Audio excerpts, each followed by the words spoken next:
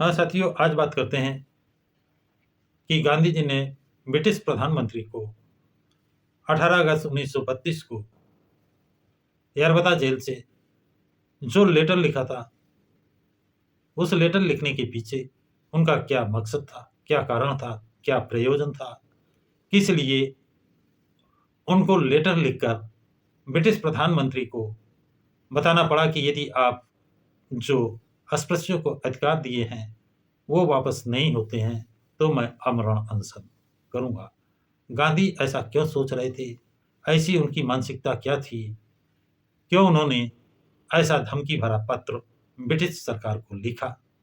ये सब जानने के लिए इस वीडियो को अंत तक देखें। मैं गांधी जी का वो लेटर पूरा आपको पढ़कर बताने जा रहा हूं। तो गांधी जी लिखते हैं, प्रिय मित्र, अस्पृश्य वर्ग के प्रतिनिधित्व के बारे में मैंने सर सैमुअल ओवर के नाम 11 मार्च के दिन जो खत लिखा था उसकी तरफ निश्चय ही उन्होंने आपके तथा मंत्रिमंडल के सदस्यों को क्या ध्यान आकर्षित किया होगा। उस पत्र को इस पत्र का हिस्सा मानकर ही पढ़ा जाए। उस पत्र को इस पत्र का हिस्सा मानकर पढ़ा जाए, ये गांधी जी कह रहे हैं। आगे लिखते हैं, अल्पसंख्यकों के प्रतिनिधित्व के बारे में ब्रिटिश सरकार ने जो निर्णय दिया है वह मैंने पढ़ा और उस पर विचार करना टाल दिया है कि ठीक है, जो भी आपने किया है मैंने उसको मान लिया। अब उस पर मैं कोई बहस या उस पर वार्ता नहीं कर रहा हूं। सर होवर को जो खत मैंने लिखा है और दिनांक 13 नवंबर 1931 के दिन सेंट जेम्स राजमहल में गोलमेज सम्मेलन की अल्पसंख्यक लोगों की बैठक में मैंने जिस नीति की घोषणा की थी, याद दिला रहे हैं कि 13 नवंबर 1931 को जो उन्होंने नीति की घोषणा की थी, कहां पर? सेंट जेम्स राजमहल में गोलमेज सम्मेलन में जिस नीति की घोषणा की थी उसके अनुसार मुझे उसके इस निर्णय का प्राणांत तक विरोध करना है। कौन सा निर्णय है जिसका प्राणांत तक, मरने तक इनका विरोध करना है? वो भी आपको आगे ये क्लियर होगा लेटर में। और ऐसा करने का एक ही मार्ग है और वो है प्रायोपवेशन से।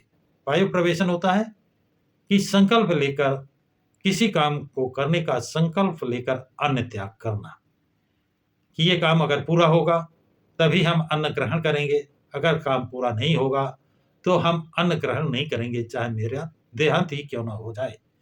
तो वो संकल्प प्रायोपवेशन गांधी जी ने लिया है। कहते हैं प्रायोपवेशन से अन्न ग्रहण ना कर उपवास करना, नमक या सोडा खाकर अथवा ना खाते हुए केवल जल प्राशन करते हुए अनशन करना और मृत्यु को अपनाने के अपने निर्णय की मैं घोषणा कर रहा हूं कि अगर वो निर्णय वापस नहीं हुआ तो मैं अनशन द्वारा अपने प्राणांत कर लूंगा, मृत्यु हो जाए। प्रायोपवेशन के दौरान ब्रिटिश सरकार ने अगर खुद या लोगों के दबाव में आकर अपने निर्णय के बारे में फिर से विचार भी किया और अपनी नीति अनुसार अलग चुनाव क्षेत्र की योजना का प्रस्ताव वापस लिया तो मेरा अनशन रुकेगा। क्या कितनी बड़ी बात कि ब्रिटिश सरकार ने जो अलग चुनाव, सेपरेट इलेक्शन का अधिकार अस्पृश्यों को दिया है, उसे ब्रिटिश सरकार अगर वापस ले लेगी तो ही मेरा अनशन रुकेगा, अन्यथा अनशन नहीं रुकेगा। मैं कतई इस पक्ष में नहीं हूं कि अस्पृश्यों को सेपरेट इलेक्शन मिले। अब सेपरेट इलेक्शन के पीछे उनकी क्या मंशा छिपी है, क्या भेद है, ये भी क्लियर होना बहुत जरूरी है। वो कहते हैं, उनकी कथनी करनी में कितना अंतर है इसे आगे आप देखिएगा।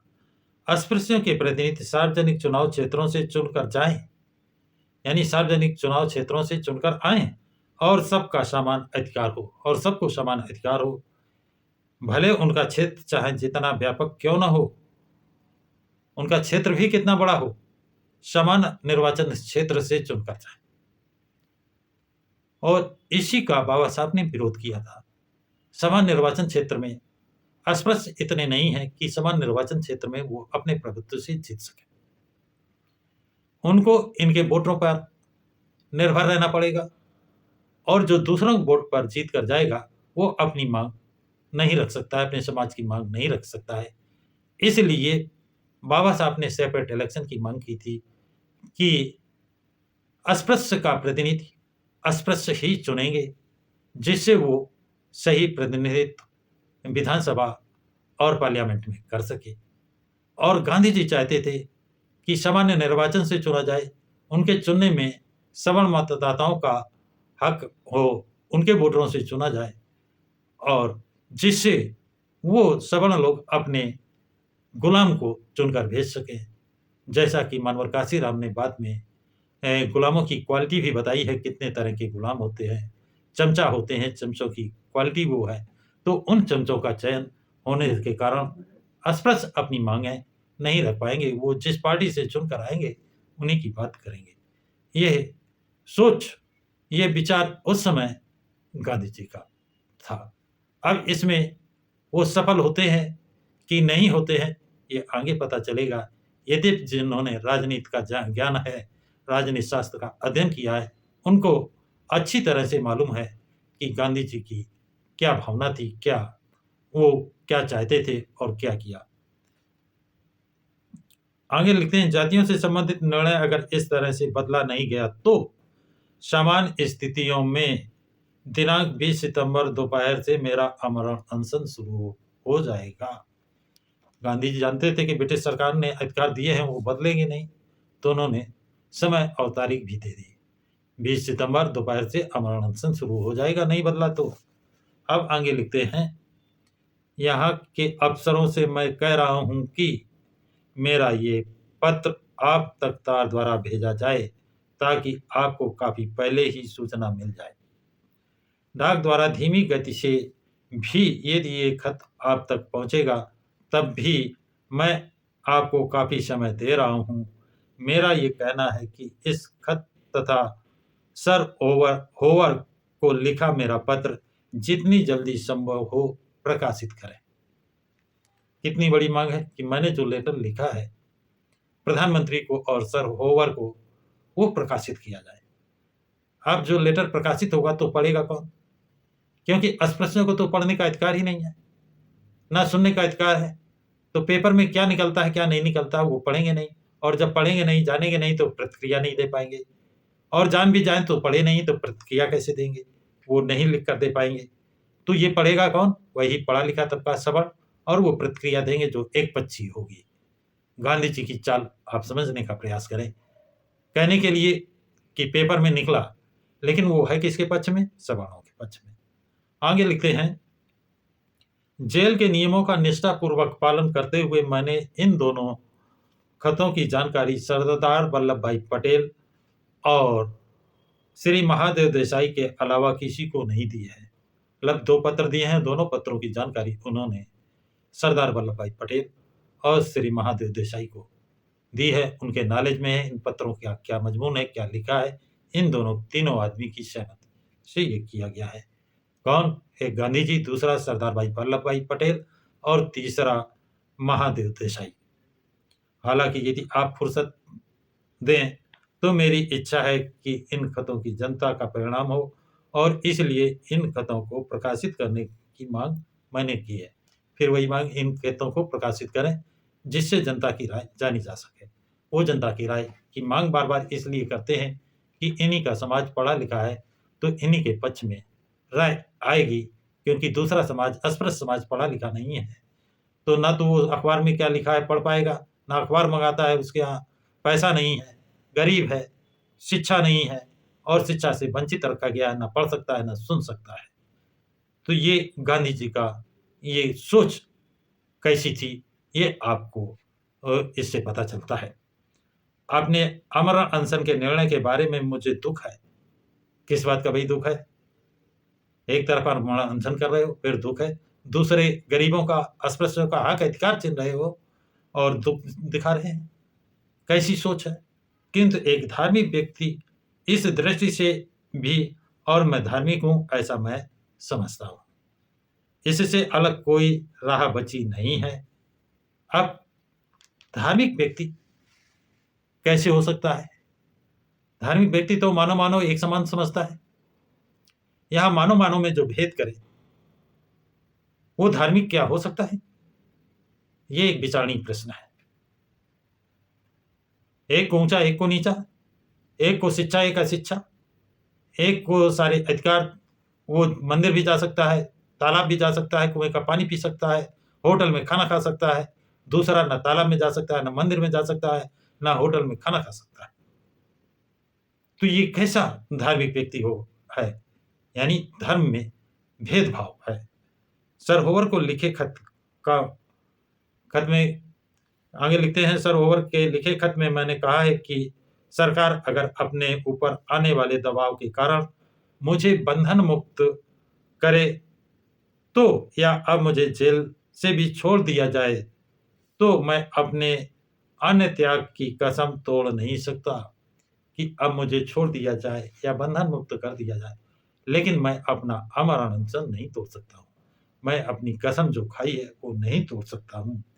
मेरा प्रायोपवेशन जारी रहेगा। मेरा जो अन्य त्याग का संकल्प है वो जारी रहेगा, वो कंटिन्यू रहेगा, क्योंकि इस जाति के बारे में इस लिए गए इस निर्णय का विरोध अन्य किसी मार्ग से नहीं किया जा सकता। इस जाति का मतलब अस्पृश्य समाज को जो ये निर्णय दिया गया है, जो आदेश ब्रिटिश सरकार ने दिया है, उसका विरोध अन्य मार्ग से नहीं किया जा सकता है।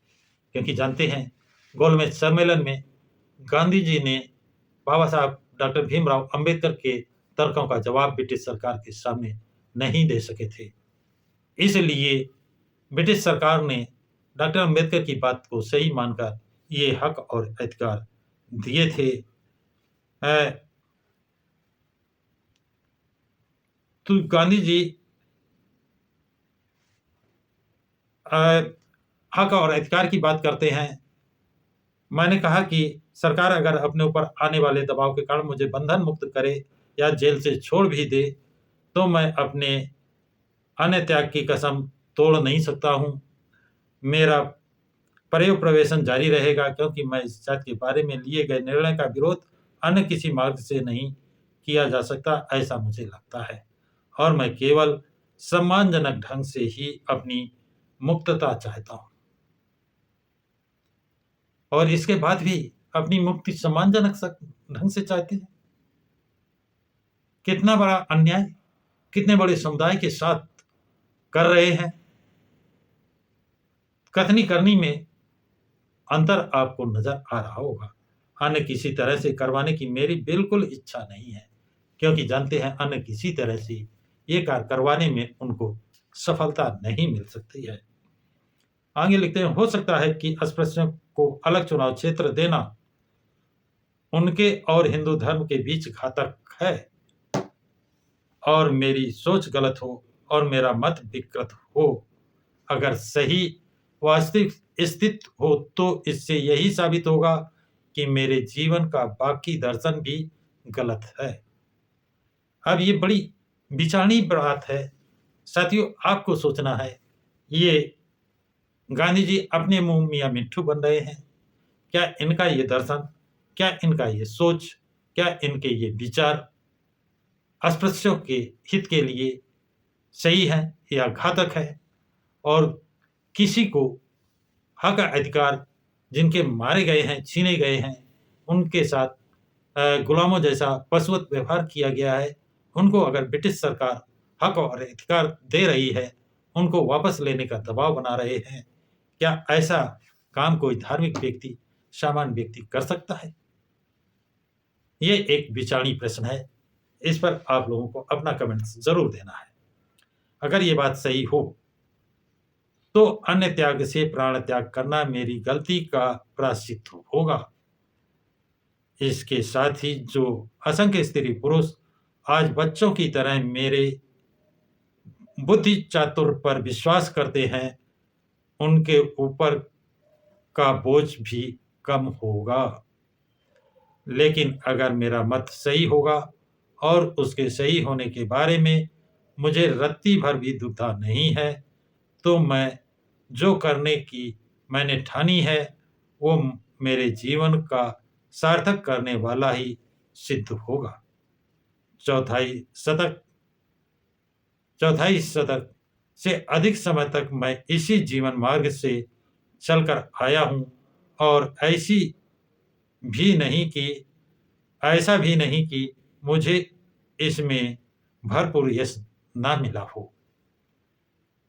तो ये गांधी जी कहते हैं कि उनका सही है, उनका विश्वास है।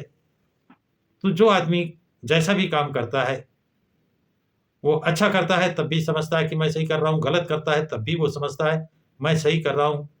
ये सही किया है या गलत किया है, ये तो पूछना जाए, ये जाना जाए तो अस्पृश्य समाज से, उस शेड्यूल समाज से कि उनके साथ क्या गांधी जी ने ये अच्छा किया था या बुरा किया था, या उनके हक अधिकारों को जो ब्रिटिश सरकार ने दिया था उसको छीनने का काम किया था।